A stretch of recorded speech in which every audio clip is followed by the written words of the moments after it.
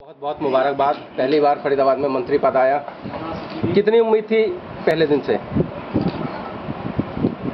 मैंने कभी सोचा भी नहीं था किस तरह मोदी जी मुझे समय बुलाकर अपनी कैबिनेट में स्थान देंगे। इसके लिए मुझे धन्यवाद का पात्र है मेरी पार्टी और आदरणीय मोदी जी, और उसके बाद मेरे क्षेत्र की सम्मानित मतदाता और मेरी पार्टी के समर्पित कार्यकर्ता और राष्ट्रीय संगठन के जितने कार्यकर्ता बंधु हैं, इस बधाई के लिए वो पात्र हैं क्योंकि उन सबके सहयोग और आशीर्वाद से ये प्राप्त है। अब तो बेहद ही इम्पोर्टेंट मंत्रालय भी मिल गया आपको। क्या योजनाएं रहेंगी? क्या फरीदाबाद के लिए, चूंकि पूरे हरियाणा का पहली बार प्रतिनिधित्व करेंगे? नेता का एजेंडा फिक्स, विकास सबसे शासन और अपने घोषणा पत्र में लाता, और हम मोदी जी के अनुयायी, उनकी कैबिनेट के सभी साथी, हम ईमानदारी के साथ जो ट्रस्ट हमारी पार्टी पर हमारे प्रधानमंत्री नरेंद्र मोदी जी को किया है, उस विश्वास को बनाए रखने में हम सबका सहयोग और आदरणीय मोदी जी के साथ। आपने पहले दिन कहा था कि अगर हमारी सरकार आई तो टोल खत्म कर देंगे। अब मंत्रालय भी आपके पास आ गया, तो क्या उम्मीद की जाए कितने दिन में हाईवे टोल खत्म होगा? अभी आएंगे, बातचीत करेंगे, पुराने एग्रीमेंट देखेंगे, पुरानी सरकार ने किस तरह के एग्रीमेंट किए हैं, क्योंकि हम बगैर सोचे समझे, बगैर उन एग्रीमेंट कोई भी घोषणा करते हुए लोग आजकल अदालतों में चले जाते हैं। तो उन सारी प्रश्नों से बचने के लिए हम उस पर पहले उसको देखेंगे, पढ़ेंगे, फिर उसको कोई एक्शन। क्योंकि घोषणा पत्र में जब आपने अपने प्राथमिकताएं गिनाई थी तब उसमें ये था, मैंने कहा था टोल से इस देश के लोगों को कोई दूसरा उपाय निकले।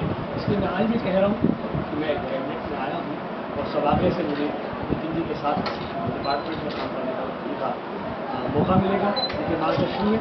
तो हम सारी बातें देखेंगे और जो जनता के हित में होगा। तो क्या कोई टाइम बाउंड किया है आपने अभी तक? तो मैंने अभी लोगों को बनाया, लेकिन सारे जो वादे हैं, क्योंकि मोदी जी की सिपाही और मोदी जी मिशन के आदमी हैं, जो मिशन जो तय कर लेते हैं उसको पार पाते हैं। इसलिए कोई, मैं समझता हूँ फरीदाबाद के लोगों को किसी चीज़ की चिंता नहीं करनी चाहिए। वो हमने देश के लोगों से वादा किया है, अपने क्षेत्र के लोगों से वादा किया है, ईमानदारी के साथ उसका निर्वहन। तो क्या ये मान लें कि फरीदाबाद के अच्छे दिन आ गए हैं? निश्चित तौर पर देश के अच्छे दिन आ गए हैं, तो हरियाणा फरीदाबाद के तो अच्छे दिन आने वाले हैं। विधानसभा चुनाव पास में ही, क्या उम्मीदें हैं बीजेपी को विधानसभा? देखिए, मेरा ही कहना है, देश और प्रदेश के लोग कांग्रेस के प्रशासन से तंग थे।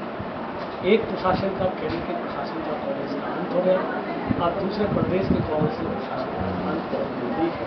मुझे उम्मीद और भरोसा है कि हम नरेंद्र मोदी जी की लीडरशिप में इस जो आपने अपना चुनाव है उसको भी निश्चित तौर पर हरियाणा में चुनाव बीजेपी के लोग लड़ेंगे या अपने दम पर पार्टी? देखिए, ये पार्टी का नीतिगत फैसला है, तो इस पर कोई भी फैसला मेरी पार्टी का नहीं करेगी।